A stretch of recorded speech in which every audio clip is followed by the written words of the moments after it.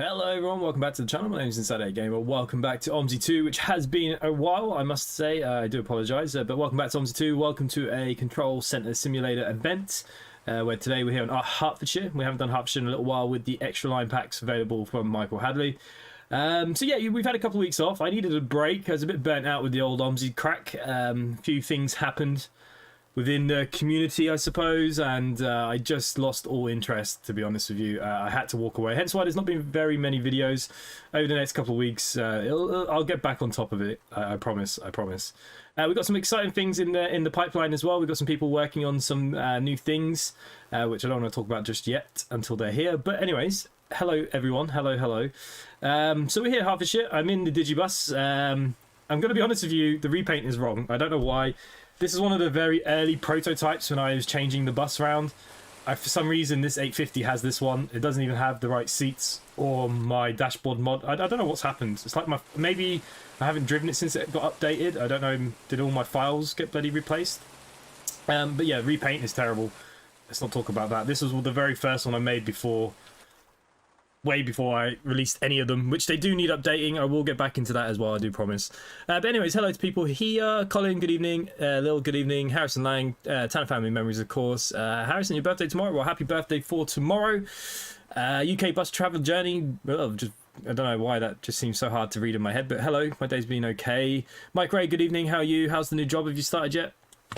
Okay, so look, Route 25, that's what we're on. That's what we're going to do first. It's been a while since we've done any of these lines.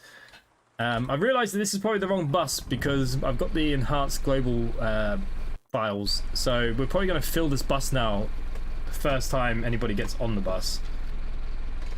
But we'll see how we do. Just turn on all the lights here, make sure everything's okay. Let's reset the camera, get everything sorted. You got to reverse back a little bit here first.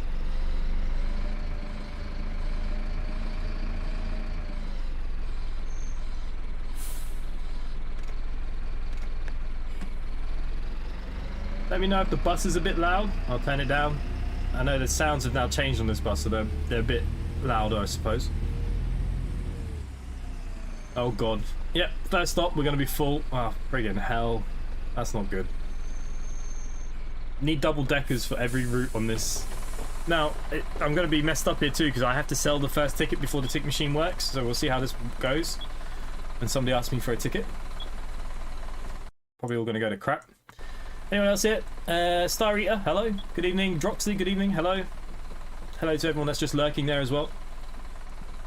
Good evening, good evening. Going on a bus day out around Leeds on my birthday. Okay, nice. Sounds fun.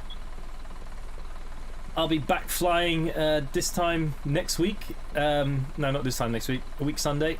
I'll be back up in the skies myself, finishing my PPL. So I'll be up in Belfast. I might take some videos of some of the transport up there, maybe some of the trains and buses. We'll see. I normally post some things. I might take some videos this time. We'll see.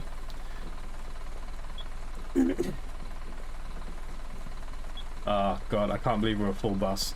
That's depressing.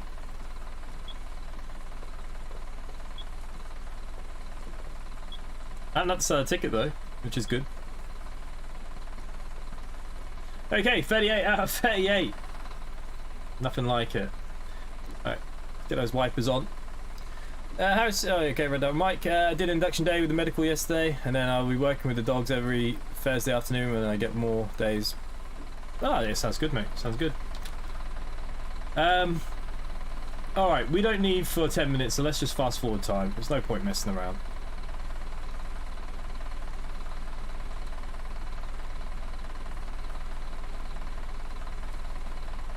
Seem to have more people at the bus stop now, but I'm full, so they can get screwed.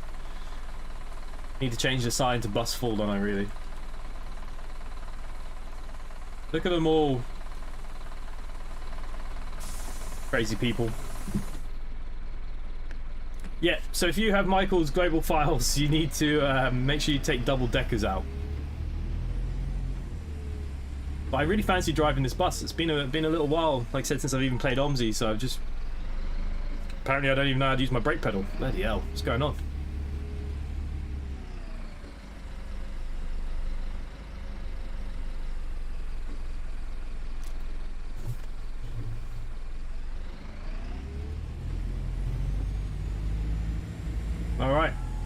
Okay, driving on the wrong side of the road. That's a good start. Now, I'm going to be honest with you. This has got a bit of a funny loop, so I just want to make sure I get this right, because I haven't driven this route in a while. It's just a quick check. Broadwater Road. Okay, so I think I'm going right first. Yeah, okay, that's fine. So we go right here on this loop.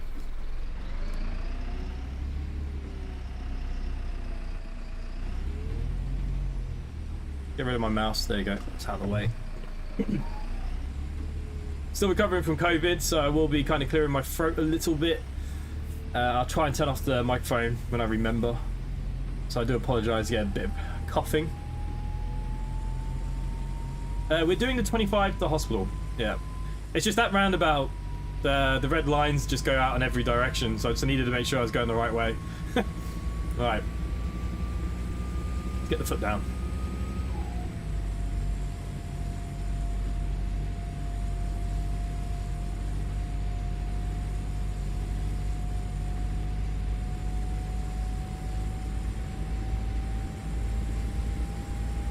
I mean, customers aren't going to be particularly happy that we're full, but we'll see what's going on.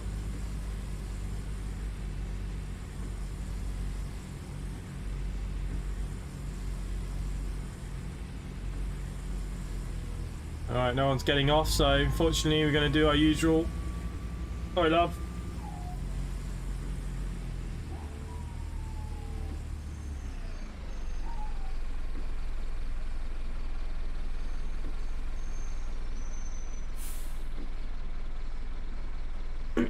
Yeah, the Route 25 first. From this point on, we're going to get double deckers out. Right, for some reason we didn't hear that conversation. That should be better now, it should be okay.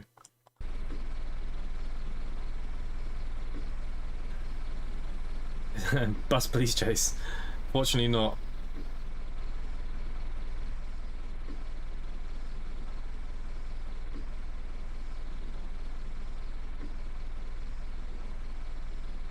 Got a couple of new games this week. You know that I've started playing Farmer's Life on the channel. I was handed yesterday, is it, oh sure, what do they call it?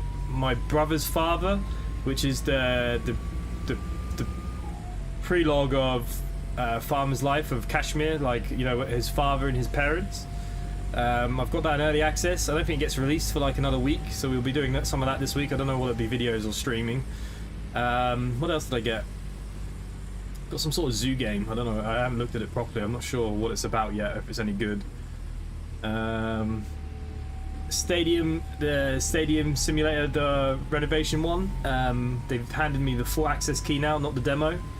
So I have early access to that now as well, which I believe releases sometime next week. So we can do some of that as well. Oh god, I'll try and find you a list in a minute. There was a couple of more games.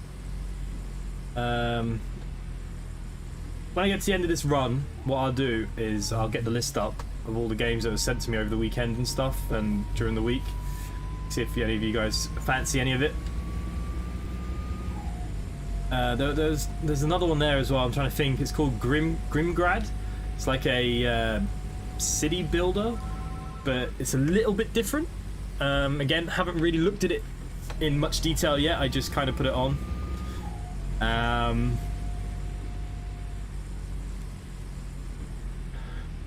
No one's getting off this. Oh yeah, okay. Finally, someone's getting off the bus.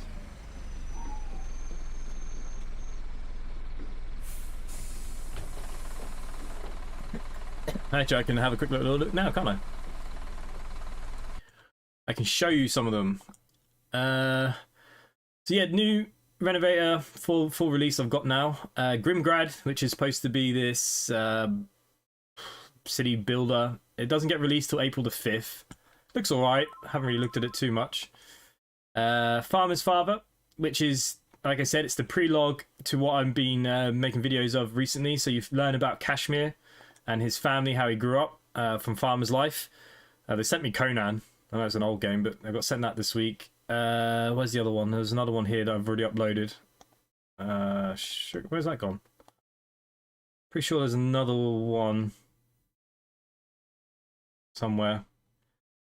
Something to do with zombies. Here it is. Nearly dead. I know this came out. I'm a bit behind on this one.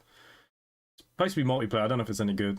There are some others there as well, but I haven't actually uploaded. But I'll tell you them once we stop. Hey, Benny Wood. Haven't seen you in a while. Nice bit of flickering for anybody that has epilepsy. Don't watch. Freaking hell. I haven't seen this light flicker in ages.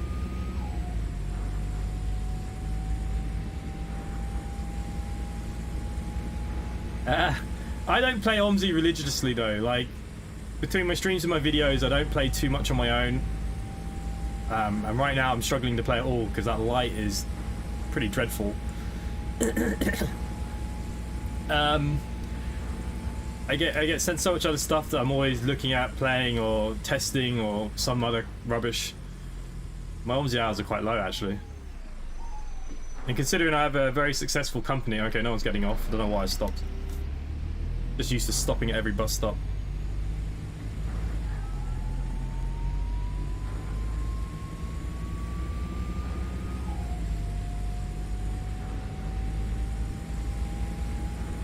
Oh, this flickering bug. Stop.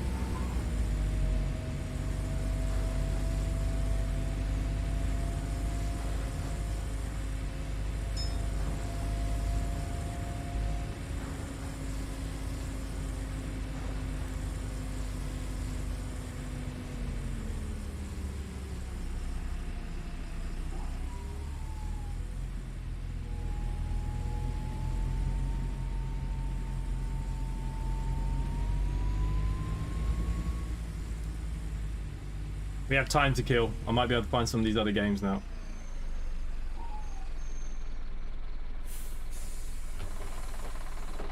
I've also noticed there's quite a few big updates recently with games as well. Quite a lot have been updated recently. That's not the page I want. Get rid of that. Let's bring up my other stuff. What other games were sent to me for us to look at? Okay, we're full, but we've got a bit of time, so that's alright. I got that new DLC for Fishing North Atlantic, but I don't really play it. I don't know why they sent it to me. There's quite a few that I haven't played that have been sent to me ages ago now. Merchant Life, Multiplayer Cowboys, Archery Simulator, Let's Build a Zoo was one of them. Potion Tycoon is actually, I played that for a little bit. That was actually quite fun. Another one called West Hunt, but I didn't really enjoy it. A couple of games to look at this week anyways, for sure. Yeah, it is the environmental mod. Yeah, it does cause a bit of a flicker. It's a bit of a pain. Aiden, Hogan, just go. Thank you, mate, if you are watching. Much appreciated. Come say hello.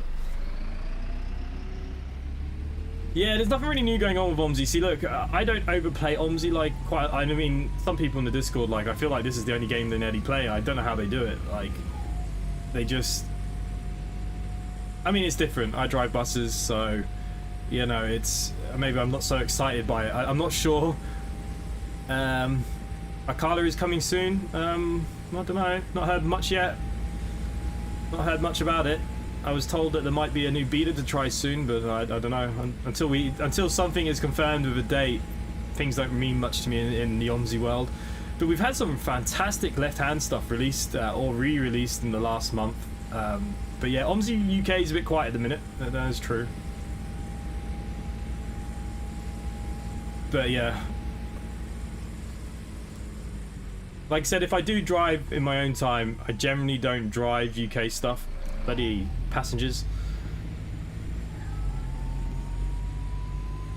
Yeah, I think I've seen it before. Maybe it's just come out of early access, so they've sent me the key again. I don't know. But for some reason, this that rings a bell that I've seen it before, or I've seen a video of it or something. Without a doubt, I know that we'll be sent the new DLC. The what is it? The new one for the other animal game. Well. Everything is just out of my mind. I hate talking about some things because I forget everything when it comes to names. There's just so many names. Yeah, Omsi UK is a little dead at the minute. It's a little flat. I mean, Europe definitely has had a lot of good stuff. I mean, that Berlin map. I can't even remember half the names of some of them. HCM. Marseille being re-released on BCS now. The list is endless with left-hand stuff. It's been quite a strong month, actually, or 2 months.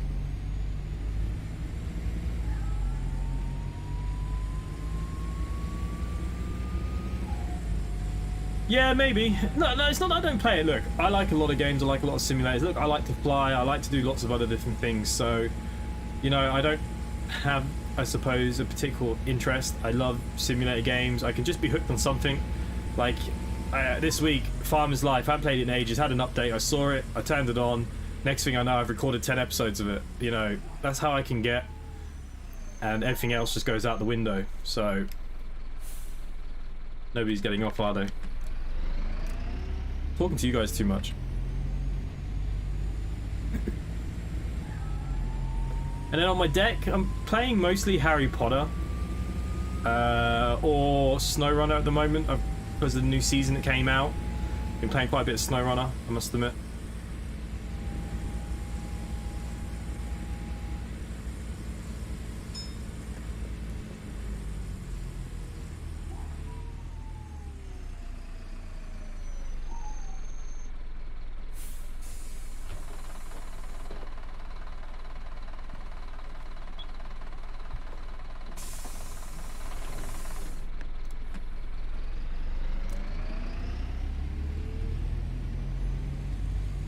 G1 pack in the classic rating.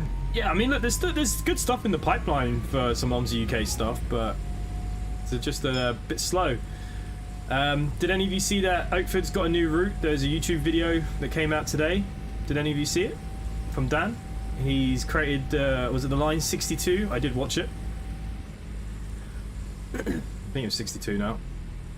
So there's a new part of that's coming.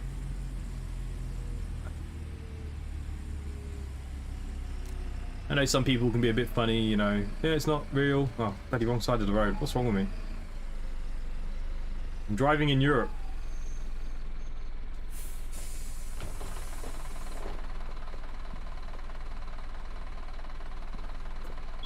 I want to actually check now. Is it the line 62? Pretty sure it's 62, right? There it is.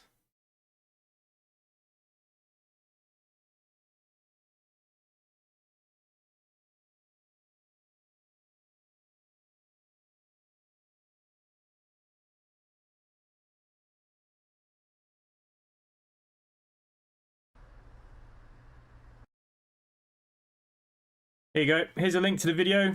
You can go watch it. Why not subscribe to him as well, you know? He's obviously trying to do his own thing there, and that's good. That's cool. There you go. There's Dan's video of the new line coming to Oakford. So if you want any more information, it's there. Don't all go watch it now.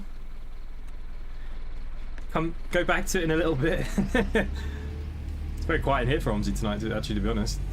Because I haven't done Omsi in a couple of weeks. This is what happens. You lose people that follow you and watch you. I think most of the people watching here tonight are actually in the event.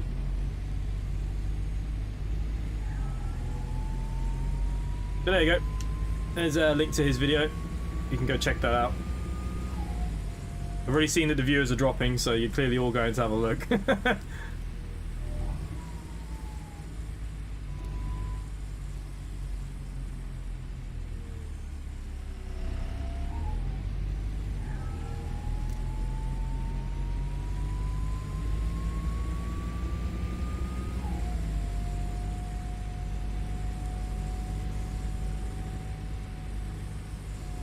Nobody's getting off. Hey Michael, you not re-downloaded your Omsi yet? What's going on?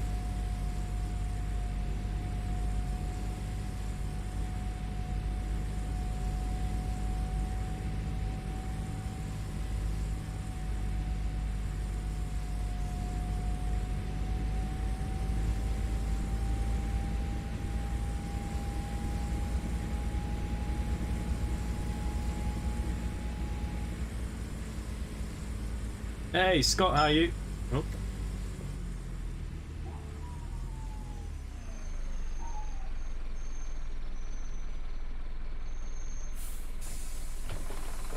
"737, good evening, how are you? How's everyone? I've seen that Son of the Forest has had an update.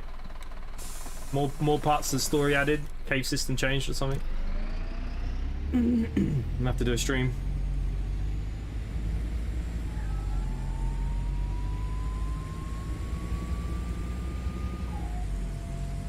Yeah. They need to talk to me about quick internet.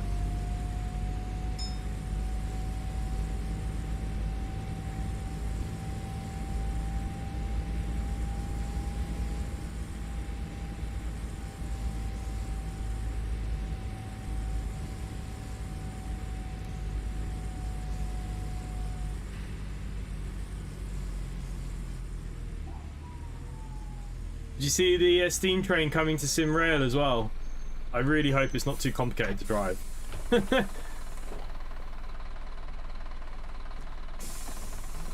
gonna be so weird seeing all them steam trains on the modern network. Still messing with big ambitions. What are you still doing a day job? Didn't you start that like 4 days ago? Or are you doing the day job as well as your businesses?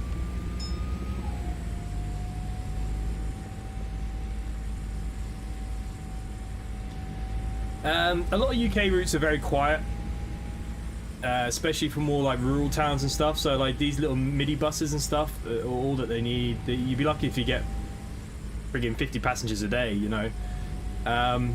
So one door's enough, but like when you go into big cities, they all have 2 doors, and obviously 2 doors is just faster getting people on and off is the whole idea. But yeah, most UK towns and stuff that have a bus network, you know, if you're not in the big cities, it's not worth having big buses, and the 2 doors doesn't really matter. The configuration on a Decker is you can get a couple of extra seats on it. Not that that matters either, because like I said, mostly you'll find that they'll use smaller buses or single Deckers. That's why. Hey, Games of Amy, good evening, how are you? I haven't seen you in a while as well. Where's everyone been? Hey, Omsi and everyone turns up. Maybe I should play more. My Omsi 2 is so laggy for some reason, with graphics and stuff like oh shit. Sorry, I'm trying to read your comment. Omsi is laggy no matter what system you have. There are things you can do, reduce settings and play around. Everyone's is different.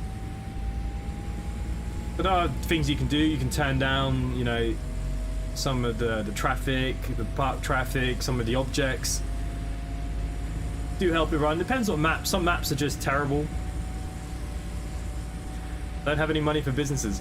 What the hell? How do you not have any money for businesses? Are you playing the campaign, the proper story, or are you just playing like for yourself? Just go get a big loan. Go to the loan place across the road and get your 15,000 and you'll be alright.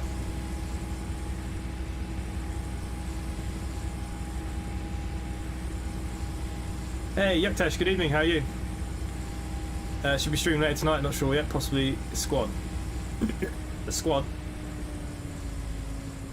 I started playing a bit of the Arma 3, I quite enjoy it actually. I was doing the kind of single player prologue thing.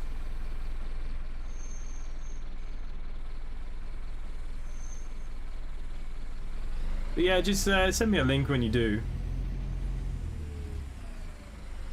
I won't be doing anything after this.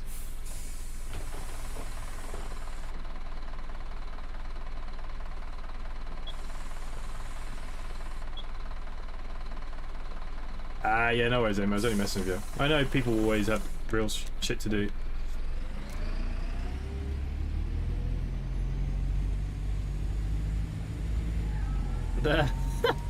Yeah, I probably wouldn't play sandbox mode. I would have done the other mode. It helps you kind of get the grips of all the systems as well. Because like once you start getting into having your own warehouses and importing stock with your staff and making sure the delivery drivers are delivering, setting it all up. Like until you've kind of gone through when it shows you or tells you, it is a bit fiddly.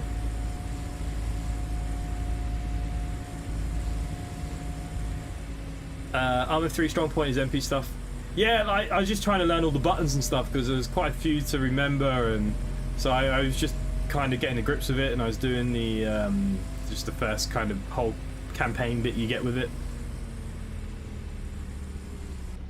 Oh, excuse me. 3 minutes early, nobody's getting off. This is great. Hey, Adam Marriott, good evening. Sorry, I'm a bit tired. Been a bit tired all week. COVID since last week. I haven't been able to get my life back on bloody track. Just always tired at the minute. I don't know why. I love it to be as easy to say COVID is the issue, but my sleep pattern's a bit off and whatever else. My looks in C, BCS is going to play ball with me today. Oh, you still got your Omsi issue. So strange.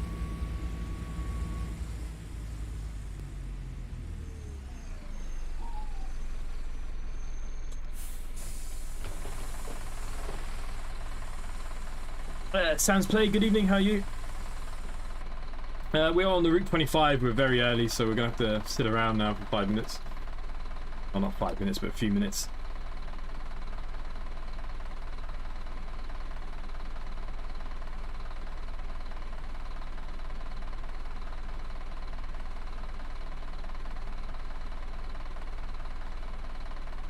Anyone got any good plans for the weekend? Anything exciting going on? Apart from obviously the birthday.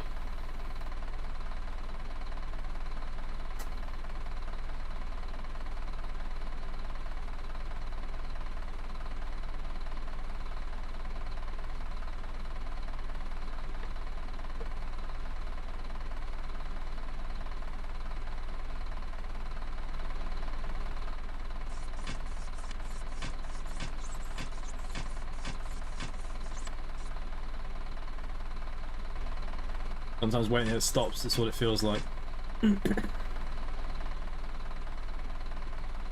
Oh, you're going to England versus Ukraine, nice. That'd be fun. Not a big fan of watching the English team, to be honest with you. I can't stand the way Southgate sets them up and who he plays. Considering how many good players there's been this year, and he still picks the same friggin' deadwood.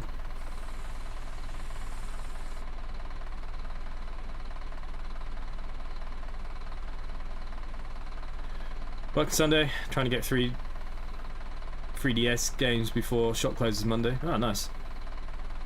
What are you going for? I haven't played my Nintendo in ages. I've got Switches and everything, I've barely played them. Especially since I got the Steam Deck. I haven't really played anything else, to be honest. I could fast forward time, I suppose.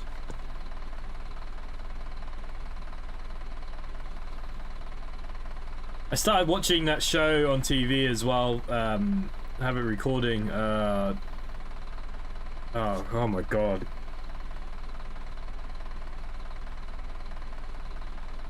They got the lift and they go up or down between the penthouse and the basement. It's on Channel 4.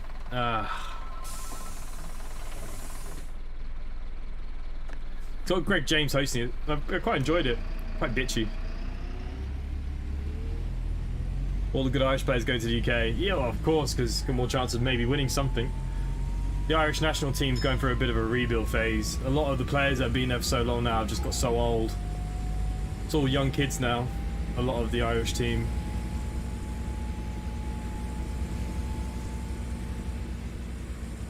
But our Irish league isn't good enough. It's like bloody... It's not even the standards of, you know, Division 2 or 3. Or the Rama League. You know, I'm sure teams in the Rama League would give us a good run for our money. You know, here's all about the main sport is the rugby. The rugby is obviously big. Obviously, we just won the Grand Slam, #1 in the world at the moment. World Cup year. You know, Johnny Sexton's last year. It's going to be a big World Cup for Ireland. Only team to beat the All Blacks.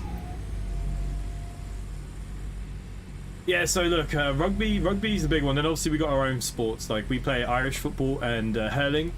Now Irish football's played with your hands, not like America, but it's it predominantly holding the ball a lot. It makes no sense to why it's called football, but you know, maybe it's just an Irish thing. A couple of Guinnesses and they made up their own game. Hurling's quite fun, but I find it hard to watch because I'm gonna call it a ball just to make your life easier. But the thing that they hit, you know, it goes so high in the sky and it's so fast. Can't freaking see nothing. Even when you're at the match, you're like this the whole time looking in the sky. Can't see absolutely nothing. I don't know why anyone goes to pay that much money to watch a match, to be honest with you. But yeah, Irish football, actually easy way to explain it for a lot of people. It's like Aussie rules. It's very, very similar to Aussie rules. Apart from we don't have the 3 goals that they have in Aussie rules. We just have the 1.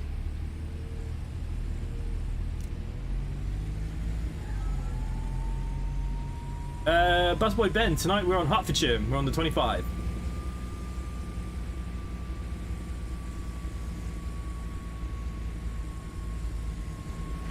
Does Hertfordshire have the Opta Solar without any files? Well, I'm using some of our own HOF files, so like our HOFs work. I've got no issues with the HOF files. I use the company ones, so I'm okay. Or if you use the ones that come with the extra line packs from Michael, they work fine too. I think that's what I'm using tonight. I'm just using Michael's actually. I'm not even using the company ones. Just the one that comes with the I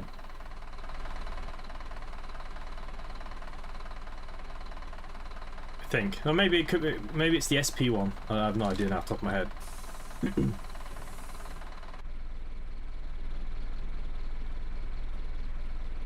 Yeah, I've seen the City Bus Manager's had an update. I need to go back and look at it. There's been a lot of openness for the modding, and I know they added some English buses.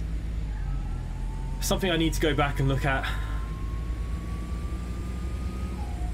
But I'll probably live stream it instead of making videos. I've got so many things to make videos on, it's just endless. I need to start streaming more other games just to get them out of the way. So I can look at them.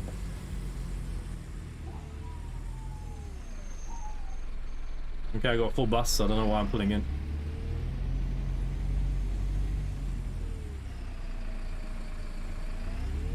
Yeah, no, my bus is full. Yeah, I know I should have taken a bigger bus. Next bus will be a double-decker, we'll be alright.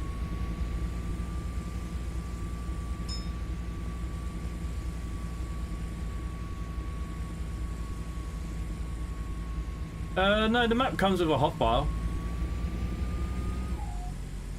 It's under the vehicles tab when you download the map. But if you get the extra lines like we got here, because otherwise this map only has like a 90-minute run. These are extra lines built for Michael, which are extra, which you can download. And then like this is only 25 minutes long, this one. And there's a HOF file that comes with that, and that does the basic as well. Oh, Scott, you brought a TV. That's your problem. You're building up your flat. What are you building your flat up for? Your donut. Have you got the PC? You need the PC. I have a bug on my C map. It shows a human in the distance, and every time I turn the bus, the human stays in the sight. Ah, Mike. I wouldn't be the right person to give you any advice on that. You know, I think the Omsi editors are frigging balls as it is.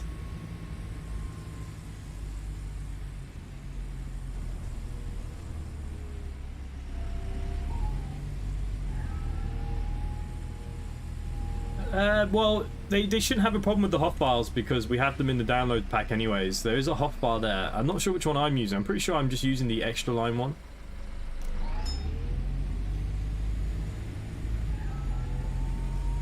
To be honest with you, I only used the company HOFs just so I know that they work for the extra lines.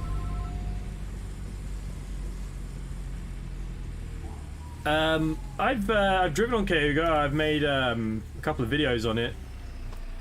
I saw that the developers of Aberdeen aren't doing any more to the Aberdeen map in America now. They've said that they've had enough of Omsi and they're taking a break. They said they might not going to call it never, but he says he's not looking to add anything extra to it now.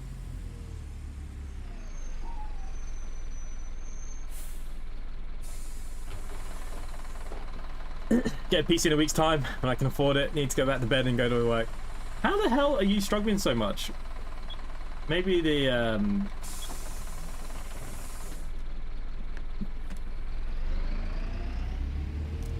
PC's good for happiness. If you're struggling for happiness, you could always take a walk in the park and stuff as well, Scott. You just let them walk along the parks in like in the city there, makes them happy.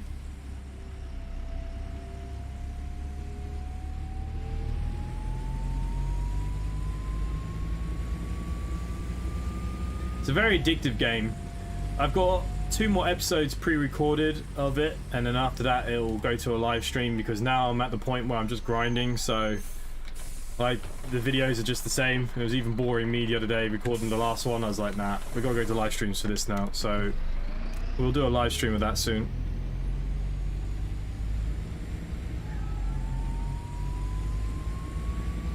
Have the arrows been done for linking ship? Best, no idea. I've got the, yeah, no idea. Yeah, my indicators aren't making any noise either. It's the wrong repaint as well.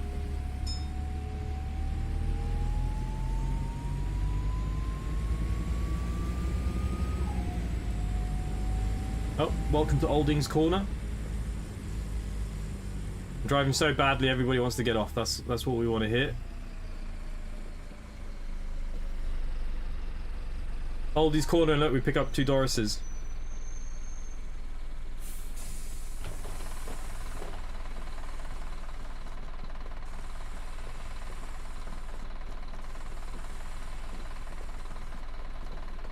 Literally everybody's getting off, God's sake.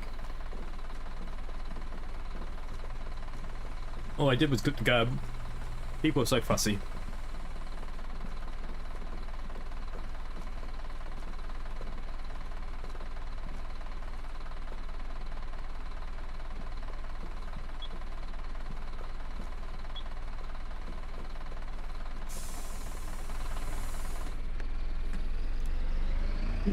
You can download the indicator mod from Techno Server, I believe, if you want the ladder indicators.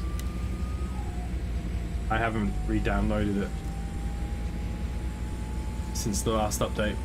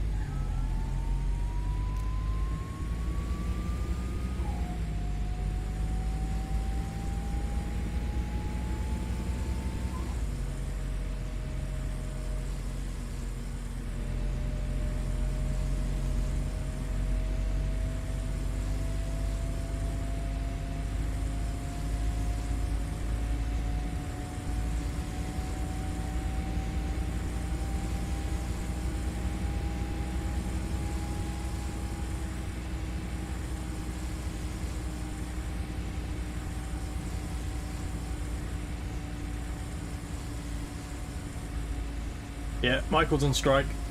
He's not doing any more Omsi line packs. Have to make do with what we got.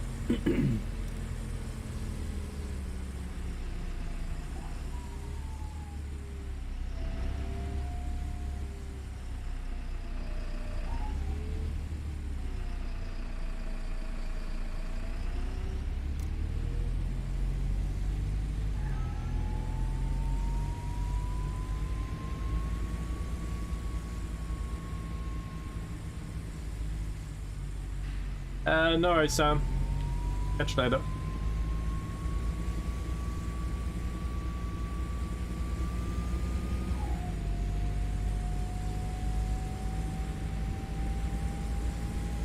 But 25-minute route, this feels like it's gone a lot longer.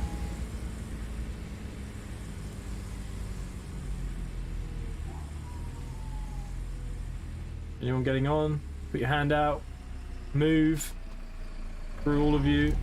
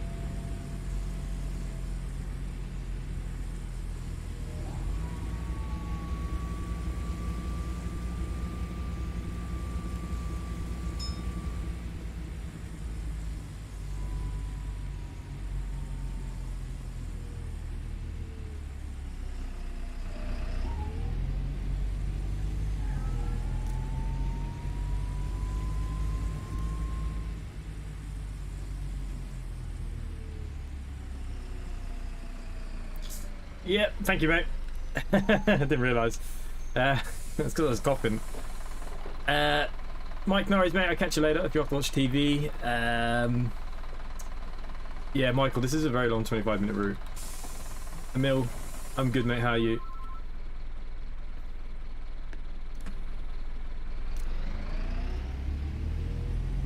I don't know what's going on, but I can't hear any of the voice requests from the control center.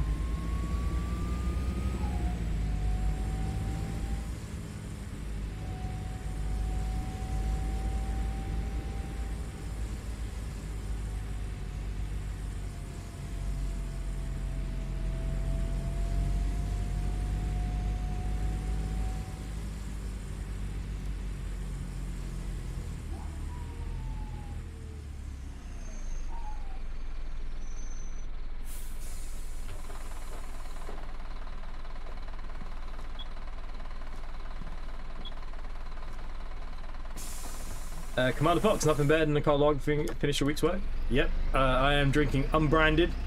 I realise that the big brands aren't gonna sponsor me, so let's just what's the point? I fancied one this evening, I must admit.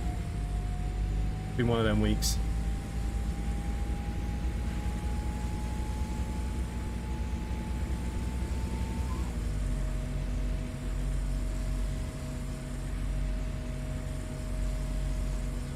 I used to dabble in making my own wines and beers, but they were alright for a while. And I'm pretty sure I've taken about 10 years off my own life from some of them wines I made. Jesus Christ.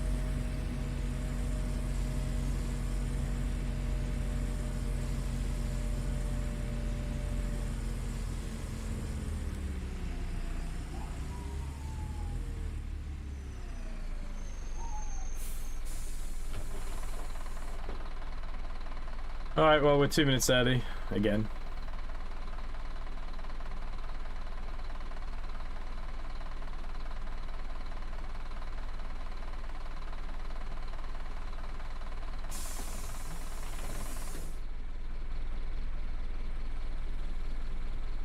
Alright, first of all, what the frig are we doing here? Like, such a long run. It's friggin' nearly an hour. To be fair, I had COVID last week, so I'm still a bit coughy, so clearing my throat and stuff, so I turn off the microphone. Even though, I mean, I don't think I can't move it up the wire full out, but it's bright red, it's a HyperX, and like it's so obvious when it's online, I still forget when I turn it off. My neighbor made vodka, was hungry for like 3 days.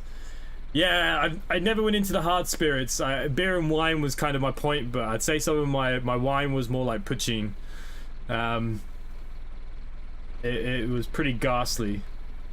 My mum drank about 5 bottles of the stuff, poor lady. Yeah, we used to make my own beers as well, but they never came out too great. The cider used to come out quite well, actually.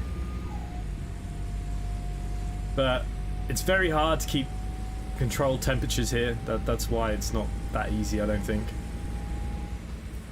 Unless you want to spend a lot of money on a kit.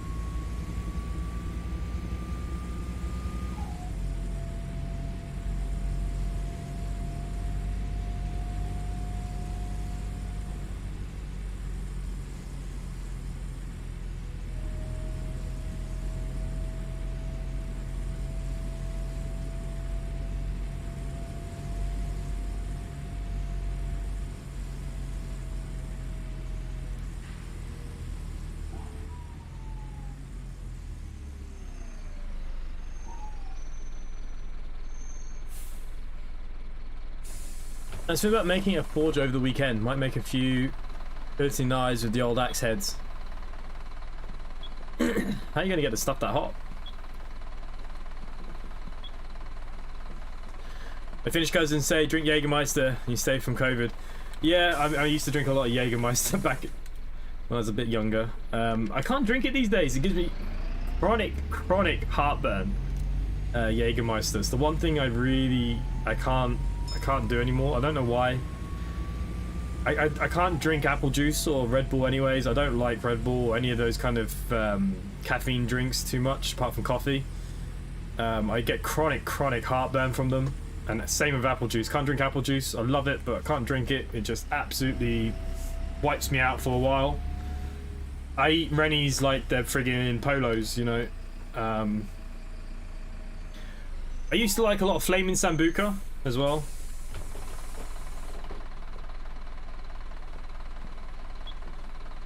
Hairdryer to pump in the air, in and load her up with coal. Talk about Finland actually, Emil. I'm gonna go back to some Finnish simulator, the army simulator. It's had a big, well, not a big update, but they've added another week.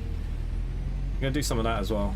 Not much to do. I wish there wasn't so many games. I wish games came out like, you know, you'd be lucky if we got something decent once a week, but we get like 5 or 6 games a week. It's nearly impossible. It's so hard to keep up. I nearly like need to stream like 3 times a day and make like 5 videos a day. Yeah, so I can't drink Jägermeister. But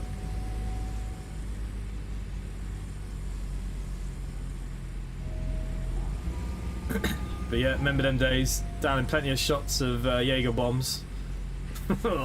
Makes me feel a bit queasy just thinking about it, to be honest with you. Yeah, my favourite shot was always tequila, but yeah, that used to wipe me out for 6. I like the one with the gold flakes in it. You know, it's supposed to cut your throat a little bit so the alcohol gets in quicker. I've always found that very nice.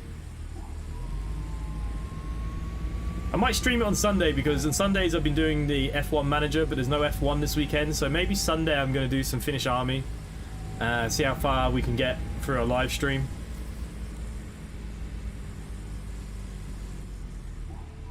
So yeah, I think I'm going to do that Sunday night.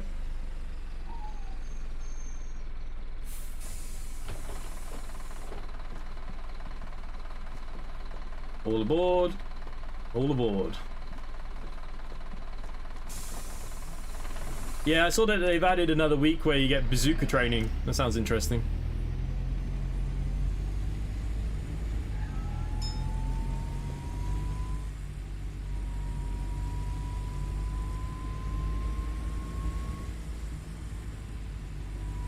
Oh, we could do some grounded co-op. Because I'm away the week after, because I'm back flying in Belfast, I will be away for a week, well, Monday to Friday. So I'll probably stream every evening this week. So we'll definitely get some grounded in. I tried to play some to try and get used to when you were away, Scott, actually in Tenerife. I couldn't find half the things it was telling me to find. I don't know what was wrong with me.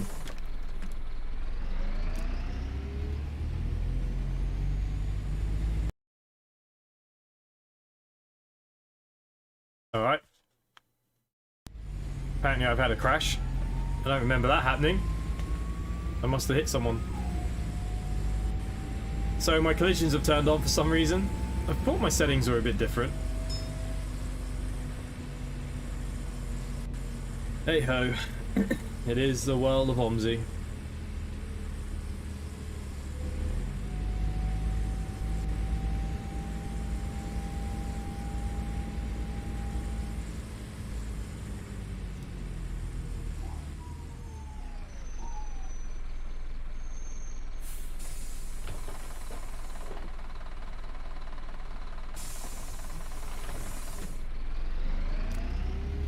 Okay, so we're gonna go now, hopefully get a shorter route, because I thought this was only 25 minutes.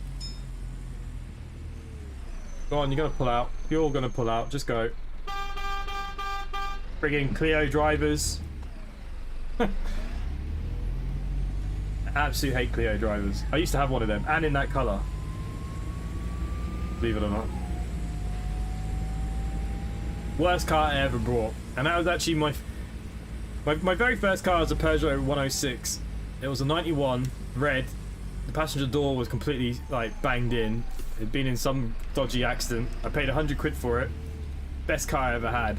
I bought a Clio. It was the first car that I'd actually put on finance. And it did nothing but friggin' break down. Like within a couple of weeks of having it, the coil pack blew, then the catalytic converter blew. Friggin' car, then the brake servo just gave up one day while I was on a motorway, nearly killed myself. Don't buy French, even though I have a Peugeot now, but hey ho.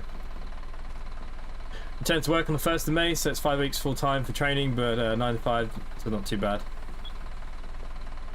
Oh, that's nice. Alright, we're done here, let's get out. 4 ratings, it's not too bad.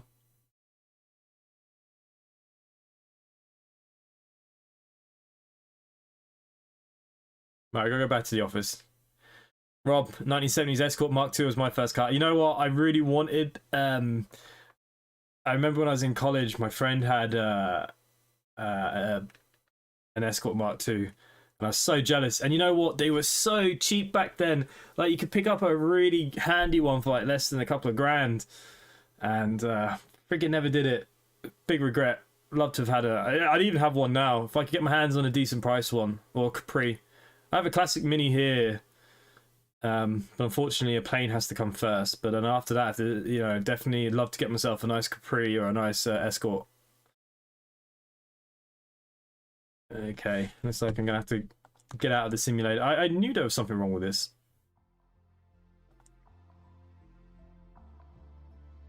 Couldn't hear anyone talking. So yeah, I had a Peugeot 106. It was 1.4 actually. Shorty, could I get another route that's actually 25 minutes this time, please?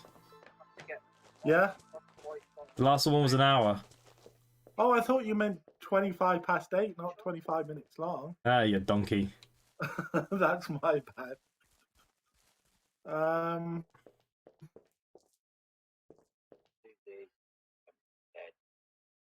I've got a 30-minute one. That'll do. Otherwise, I'm not going to get up in the morning. I'm currently 15-18 in game, so it needs to be about 15-25 after. Let's have a look. A 15:25 at Hatfield Galleria. That'll do. 30-minute run. I hope so. That's a sign for Cheers, you. mate. No worries. Commander Fox, a plane. Yeah, a plane. That's the next thing I'm buying is a nice little 2-seater plane. Yeah, let's change my HOF here. 1 second. Yeah, well, you know that I'm doing my PPL. I'm back flying next week in Belfast, hence why I won't be streaming Monday to Friday. Not next week, but the week after. I'll be flying all week, trying to finish my... I've got 2 ground exams left and a couple of hours. Why can't I find what I want? Hertfordshire, Hertfordshire, Hertfordshire, Hertfordshire. Alright, I'll have to take this one. Hope for the best. So yeah, I'm going to be buying a small plane, and then I'll be doing some videos.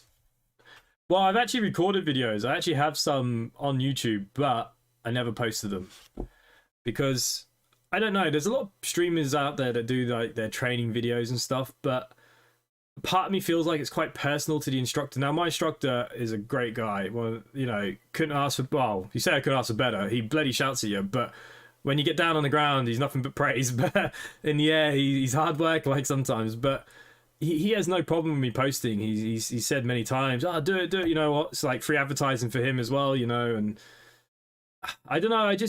I feel like it's maybe better until I'm out on my own properly with the full license before I start posting videos, because,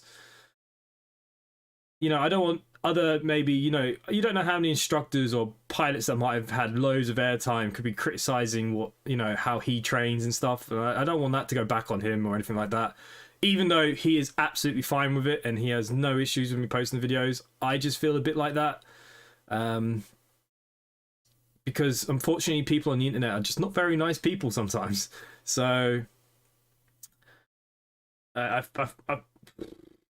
might take some footage from this time around, but what I might do instead of being in the cockpit with the GoPros and stuff, I might just put some on the wings, so you can get some aerial footage and stuff, but not actually of me doing any of the things like stalls or whatever.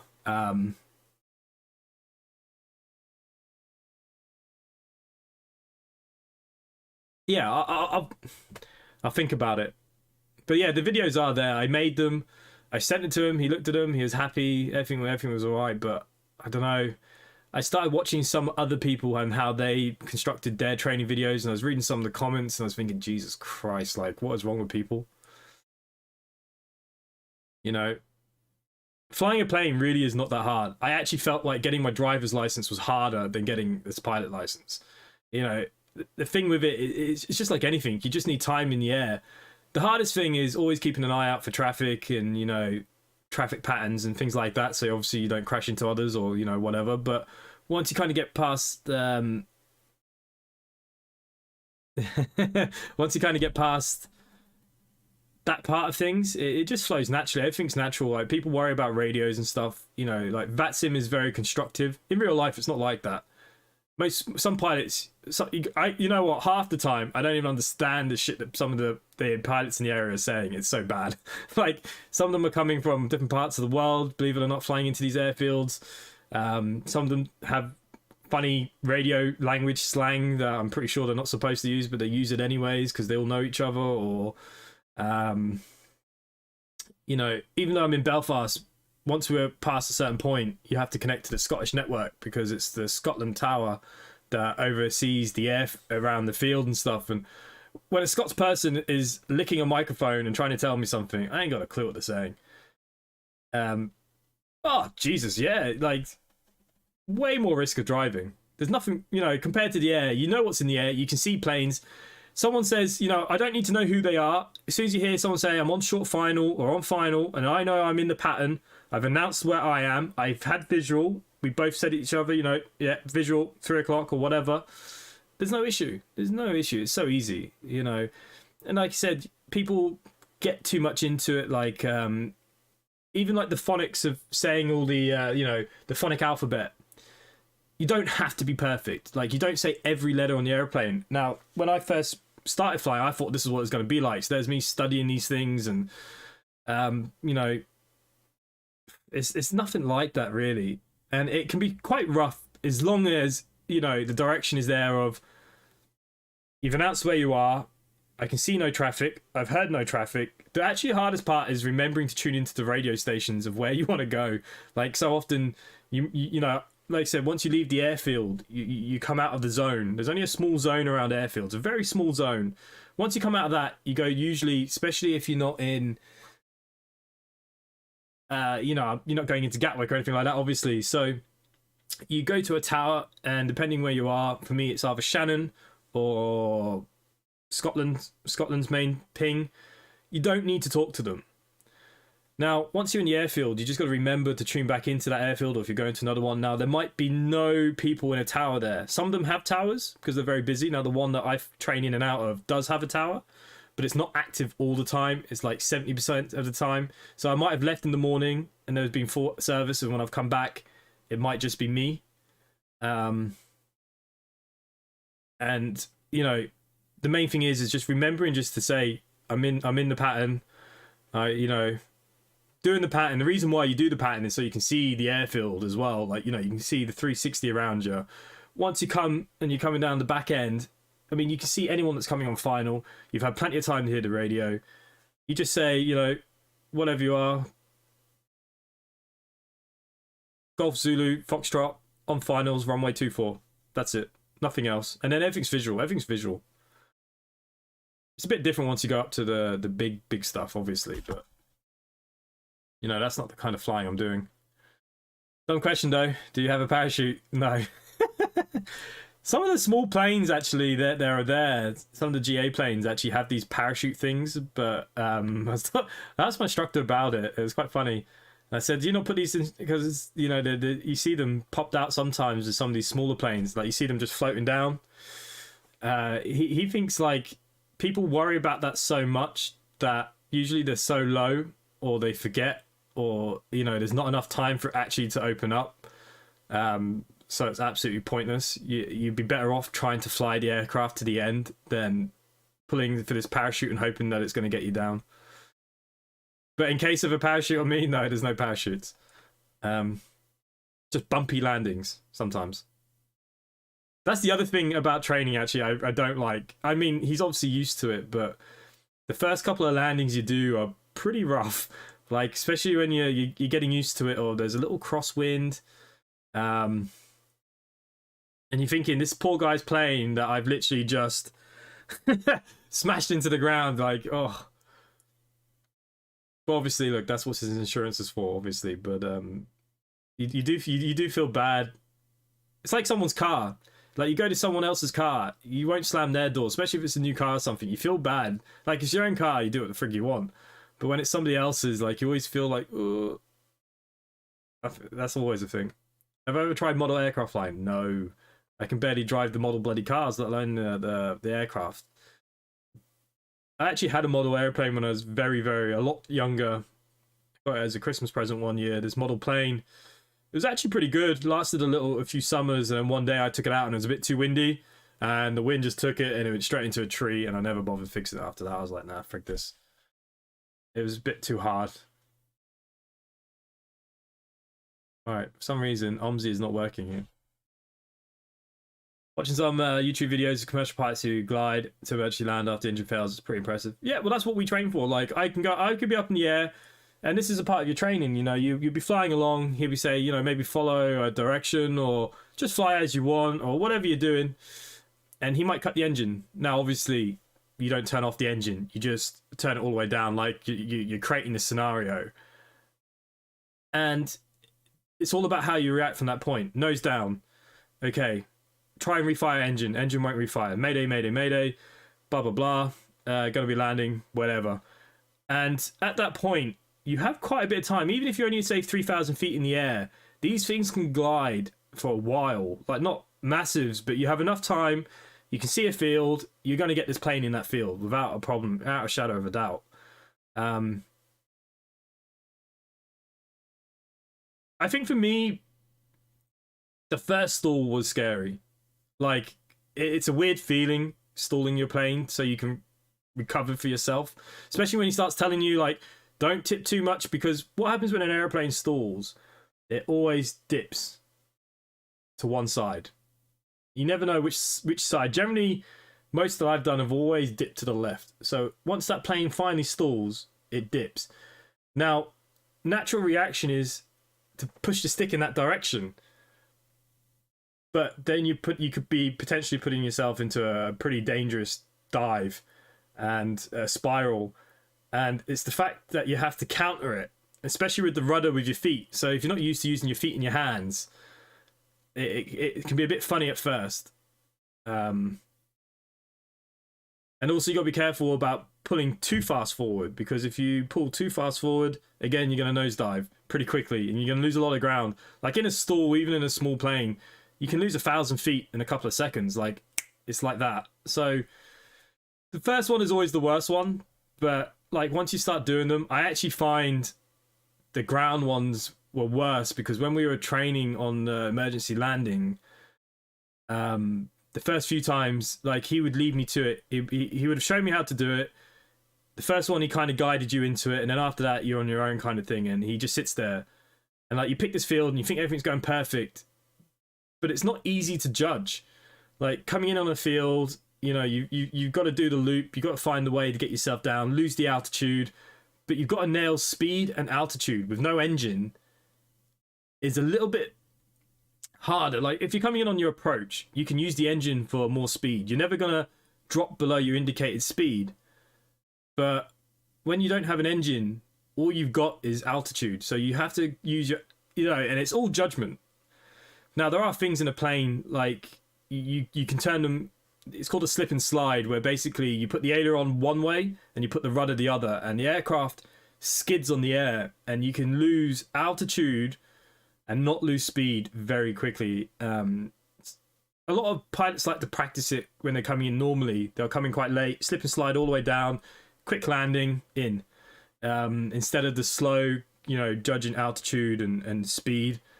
The slip and slide is a great technique. Nailing that is great for those situations. Now, my first few were the field. Once I kind of see, the problem is once you kind of get close to that field, then the next thing you notice, it's not as flat as it looked like when you're 3,000, 5,000 feet in the air or wherever you are. That field looked pretty flat, and then all of a sudden I'm coming on the approach and it is like this, and then, you know, you don't quite land in their fields. You bring it down to about 500 feet, and then you put the engine back on the full, and you go up again. That's how you just simulate it. Anyways, I've got a problem here with Omsi. Omsi's not loading, guys. What's going on? I think we might have to reload Omsi.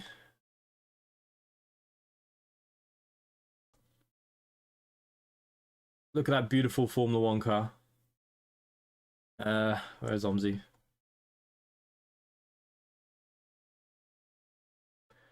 We'll see how this goes. Look, it's not about being a quick thinker. Like I said, people think there's not a lot of the time, and this is like what he said to me about the parachutes. Like, so many people worry more about making sure that parachute goes off, thinking it's going to save their lives, but generally, like you said, it can be too low. And the other thing with the parachute is you don't know where your plane's going to land. Next thing, you're in a power line. You know, you don't have control of the descent, the landing. Once you pull that parachute in some of these smaller planes that can have them, you could be going into somebody's house. You could be going onto a main road. Like, it could be. There's so many factors, and that's why it's actually more dangerous than the time that you have to literally go and land your plane. You have so much time in the air. Oh, shit. You literally get so much time from the moment the engine is stalled. You have enough time to nose down. You're going to have a good few minutes of glide time. You've got enough time to try and refire an engine, work out what your issue is, find somewhere safely to land. And like, it's hard to believe, but once you do it once or twice, it's, I don't know, I don't want to drive the HEV. It's really, you just get a lot of time. Like people, I said, they just don't realize how much time they might actually have. We're going to be a bit late leaving here. Don't know why Omsi's acting up.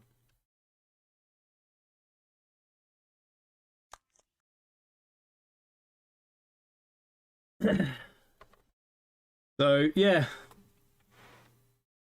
a lot of those planes that actually use those parachutes mostly are in America these days. Like, a lot of them have them, but they cost a lot of money as well, because like every 5 years or something they've got to be repackaged because of the gases and stuff. So there's a big money in it, and like I said, once you pull that parachute, you have no control of your descent. You literally, I can't drive it because somebody's already taken it out. Imran, and good evening, Imran. Sorry, I didn't mean to ignore you. We're just talking about planes that I'm sure most of the people watching the stream do not give a shit about. But yeah, it's kind of interesting, and it's good for me because I haven't flown since the winter, because obviously it's very hard to fly here with the weather, and obviously getting back into things next week, it's good. It's good for my mind.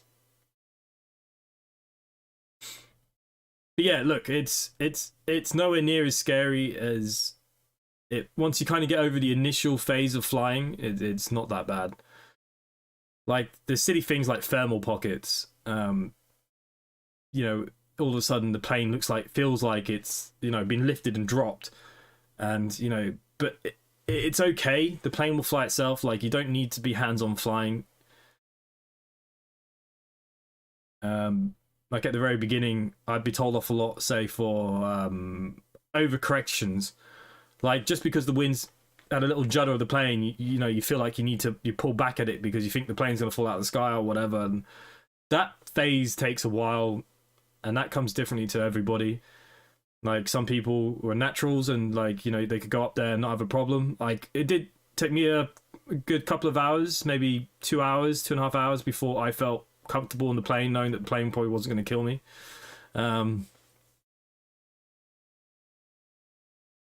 So yeah, that's probably the hardest bit, overcorrecting. Like, you can fly a plane with the rudder. You don't need to really control the plane. You can leave the stick in the middle. As long as you're trimmed, the plane will fly straight and level. obviously depending on the wind, obviously, you know, crosswinds and stuff are a bit different. You just make sure you're still tracking, but yeah.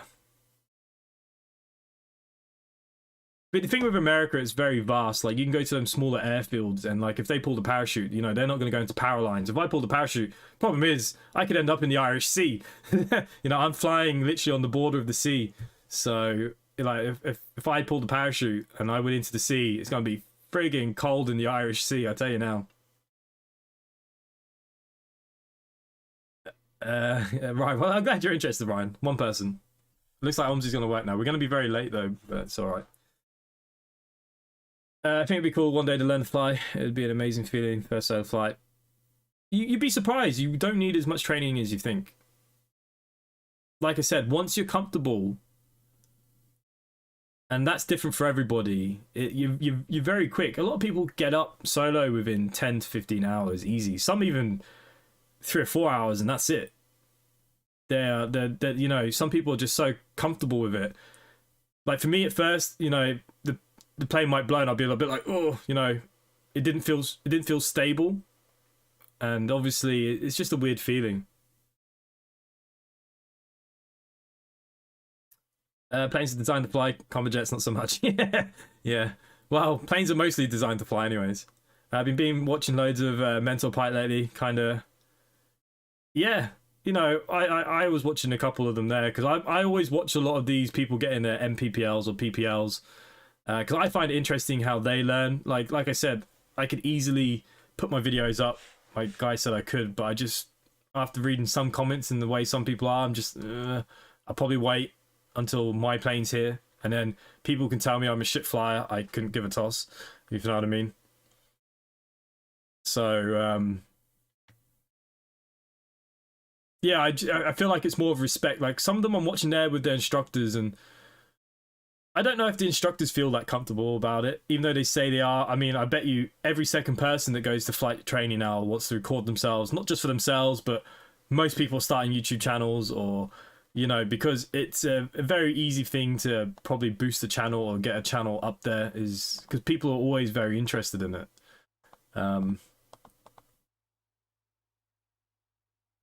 Where's this going from? We're going to have to take this one at 4 o'clock now. We made a bit of a boo-boo. Ah, we're in one of the green buses. Nice. Park, ride, relax.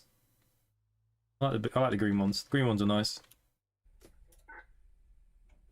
Fire system pressure okay.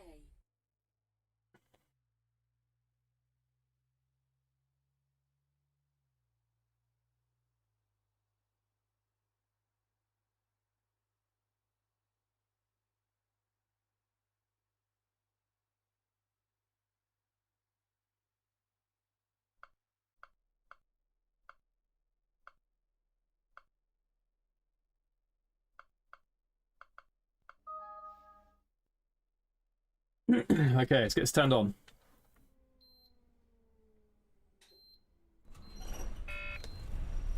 Here in America, ocean can get very cold in winter. I suppose it depends where you are. Like, I actually watched this guy. I gotta try and find the video. He bought a biplane and he flew across America. Let me see if I can find it. I was watching it and it was actually quite a good watch. He comes into some weather issues and stuff, but like, I'd love to do something like this. Let me see if I can find it. Can't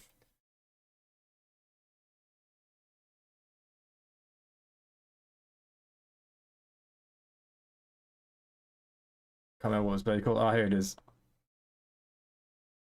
You might hear it, sorry. I was watching this. This is quite an interesting watch as well. There you go. I'll post a link there for you guys. And, hey, Krauser, good evening. It's quite interesting. He flies across America, he buys this biplane, and like, these are not easy to fly. The one with the 2 wings between each other, they fly very differently.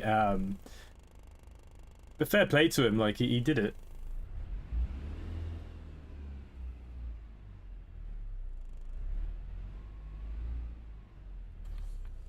Okay, bus is in drive.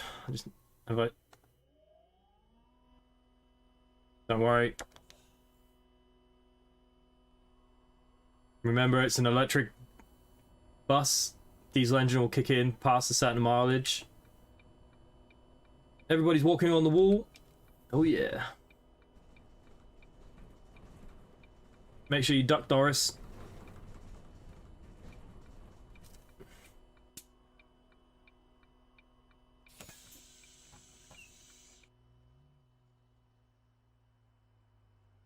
Good girl, Doris.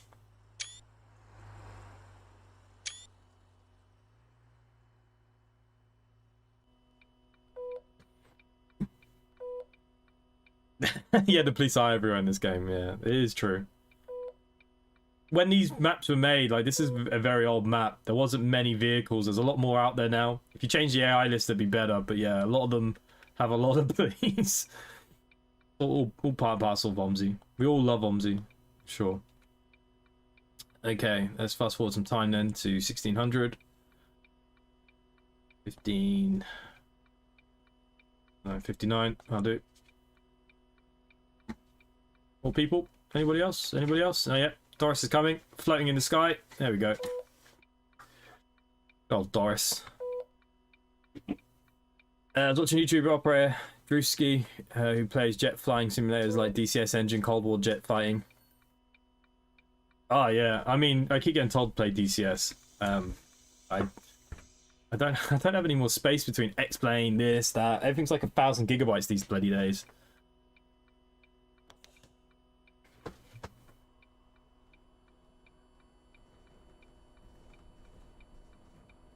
If I was to get my PPL, I was wondering, can you fly the plane? Oh, of course you can. Fly anywhere you want. The PPL, there is another license you can look at that is cheaper, and it can build hours towards it, which is your MPPL. But yeah, you can fly wherever you want. Look, you don't want to be flying into, say, you know, Liverpool's St. Lenin or St. you know, because you'd be paying extortionate landing fees even for a small plane. You can if you really want to. But you know, there's so many small grass airfields or small airfields very locally in every town and city. It's so surprising. There's just so many. Like, you don't need to fly into anything big. But yeah, you could fly across to Dublin. You know, the Irish Sea's cold. What they say is go as high as you can. Worst case scenario, you should be able to glide across.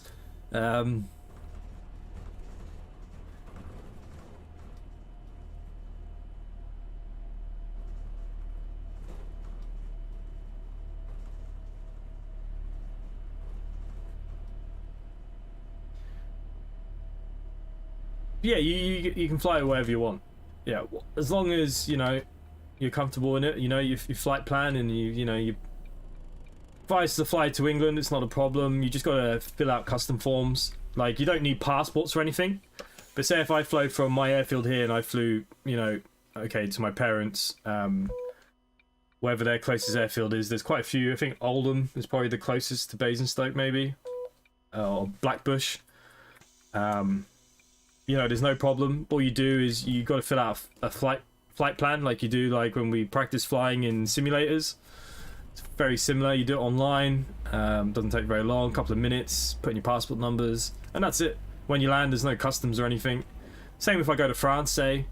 Now, I have to declare that I've gone to France, but say if, you know, I land and there's no customs, it's not a problem, as long as I've declared what I'm doing.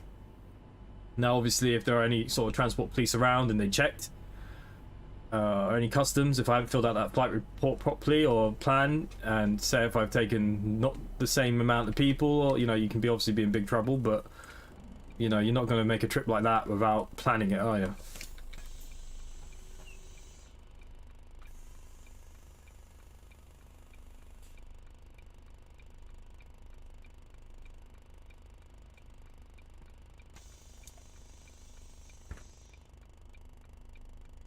Have I ever flown to Connaught? What do you mean, Knock? No, Knock actually have a pilot school there.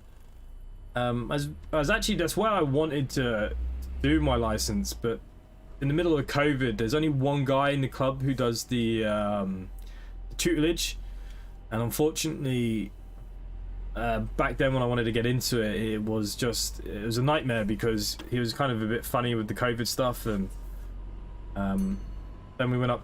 Found this place in Belfast, and yeah, it's been pretty good since then.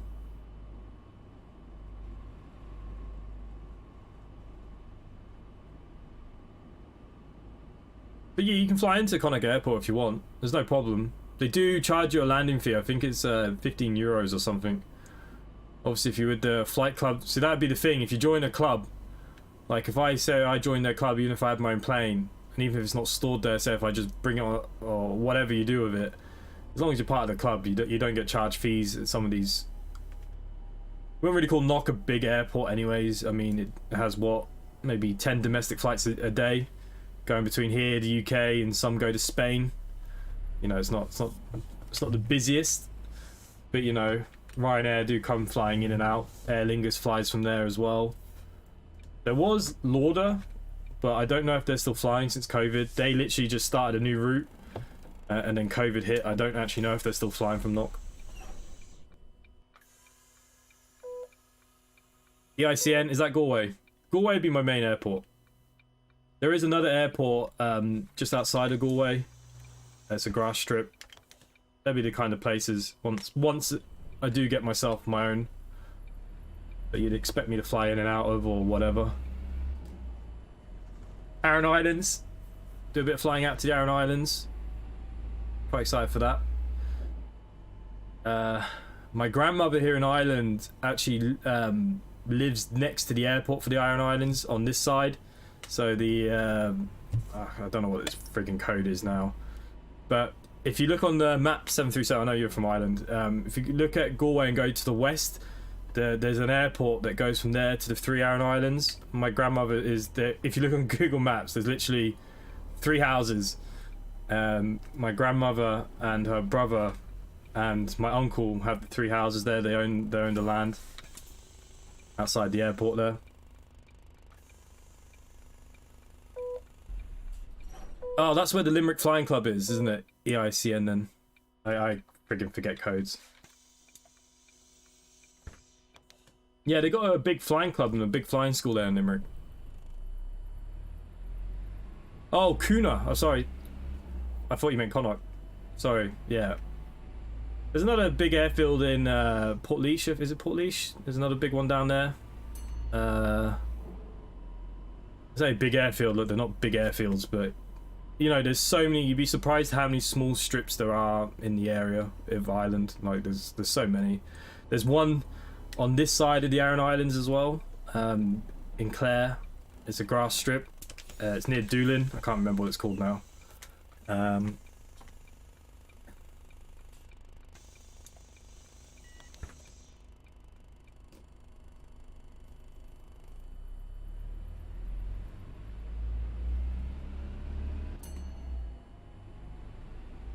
Obviously Dublin have the most. There's so many small airfields around the Dublin area.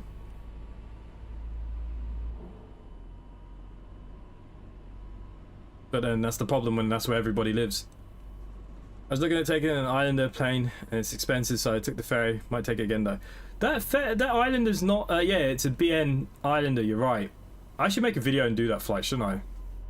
I really should probably do that island flight on video. It costed about, well, before COVID, it was 50 euros return. I think I looked not long ago and it was about 85 euros return from the islands now. But yeah, the ferry's very cheap considering. And there's actually a new ferry service now from Galway City. So you don't have to go all the way out into the middle of nowhere in Connemara to get the ferry. You can literally go from the city now, the harbour.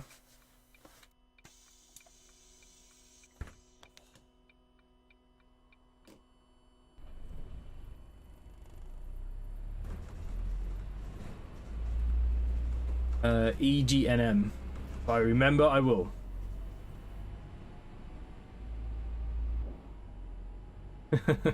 Yeah, well, I wouldn't probably recommend that at the moment. I only ever knew the 4. Well, look, they're the bigger ones. There are so many smaller. Like I said, there's the Islander there in out just outside Galway. You got the 3 airfields for the 3 Aran Islands. That'd be pretty fun. Short runways as well.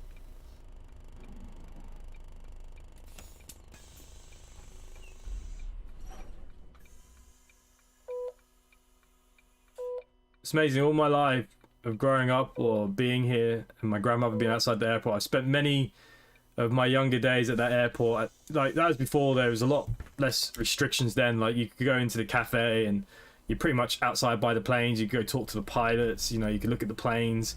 Now it's a bit stricter, but... And I've never actually been on any of them to the islands. I've only ever been on a boat. It's crazy to think. East Midlands.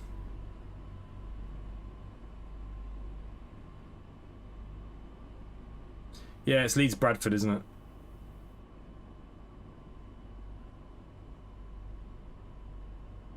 I've got the Islander B2. It's the same one that actually flies to Inishmore, and that. Like, we can do that flight, but that flight is an 8-minute flight. Even in real life, it's about 8 minutes to the islands. But yeah, we can do something like that. We did GA flying last Monday, so we can do maybe a bit. Oh dear. Hello. Hello, I have an aggressive passenger, injured another passenger. Request help as soon as possible. Wakefield, you'll need ambulance and police. Yes. Are you running early or late? I don't know, because the map has completely not screwed me up. Because I'm half the stops I'm doing now aren't even on the schedule you gave me. That is confusing. Yeah, because you gave me the Stevenage one, and it's last 10 or so stops haven't even been on the schedule at all. I don't know what's gone on with that then. The map is a bit strange. Yeah, because it's at the moment I'm nearest. Yeah, where are we at the moment? We are near.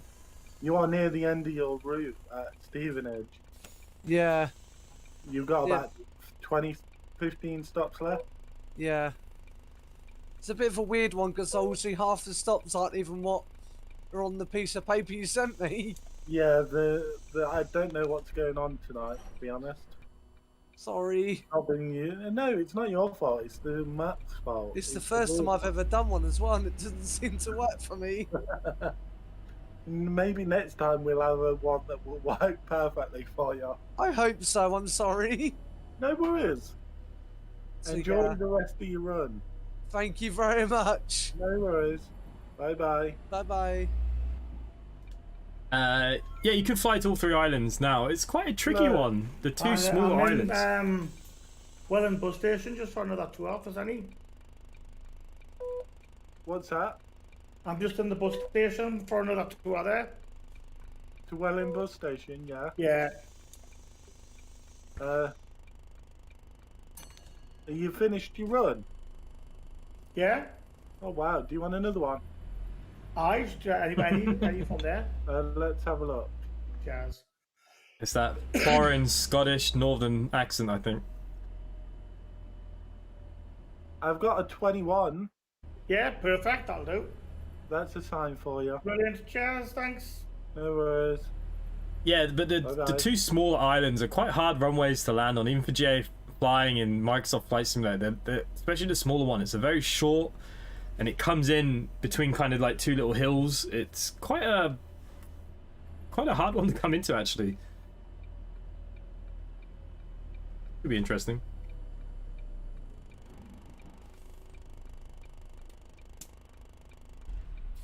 Shame there's never any scenery done for them. Maybe I can look at how to make Microsoft scenery and do it for them 3 islands. There's not much in them, so it wouldn't take long. Just wondering, is your bus doesn't have the right side mirror, or can you just pull it out without? It does have a right side mirror. It's here. It's tucked in with the driver. Look, bus mirror is always tucked in very tight here.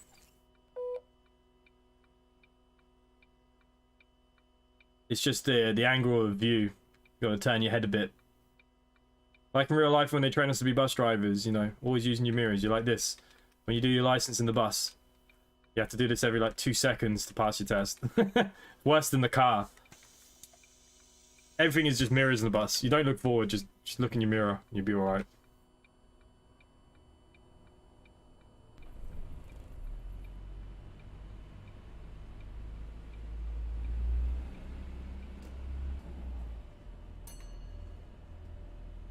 Oh, that's lucky. I was going to crash straight into him otherwise.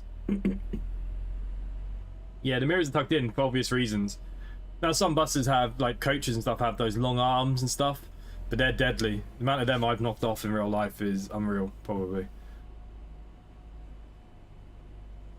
I always said my worst one was not long after I had my license. I was in Windsor doing the Legoland trips, and I pulled into the bus stop. I don't know what happened. I had an old lady on the back and she was in my ear anyways, and fucking I ripped off the wing mirror outside Windsor Castle, and there was about a queue of 20 kids with their, I don't know, it was like a school or a group, and none of them wanted to get on the bus. I had to wait 20 minutes as well for someone to come fix the mirror, but yeah, I've had some nasty ones. I remember in London Coach Station, National Express. It's quite tight down in Victoria Coach Station, and you can only, it's a bit stupid. Even though we go from there, you're only allowed to turn up generally about 20 to 30 minutes before you depart, because obviously parking's very limited, and they don't let you stop there. So most of us parked across the road. There's another coach station outside Victoria. But there was a lot of mega buses and stuff there as well, and sometimes some of them would park on top of you, and the odd occasion you might clip a couple of wing mirrors getting out, but I think the Windsor one was definitely my worst. And then there's the time, actually, you know what? I just finished my route training, and I was on my first day going into London from Slough, and a lorry, literally in Hammersmith, when you come in off the M4 and the A4, it's very tight going into London. I don't know if anyone's ever done that trip. And you come into a roundabout, and there's about 3 lanes coming off, or 4 lanes, and the Hammersmith roundabout is dodgy anyways. It's a funny shape. It's nearly more of a square. And this lorry just came thundering. I was at the bus stop, parked, letting somebody off, and this lorry just, in a bus like this mirror this close to me, he just came by and just went, whoosh, took it straight off, and then drove off. So, and I remember I had to wait because you can't drive without this mirror. And I remember when I got back and I thought, Jesus Christ, it's my first day on my own. I'm gonna get absolutely murdered for this. And the attitude was, oh, it's okay. It'll happen loads. That's like Jesus. But what they used to do to us in first is we used to have to call the insurance company, give our badge number, what happened, then fill out the forms. Ugh. That's why bus cameras are a great invention.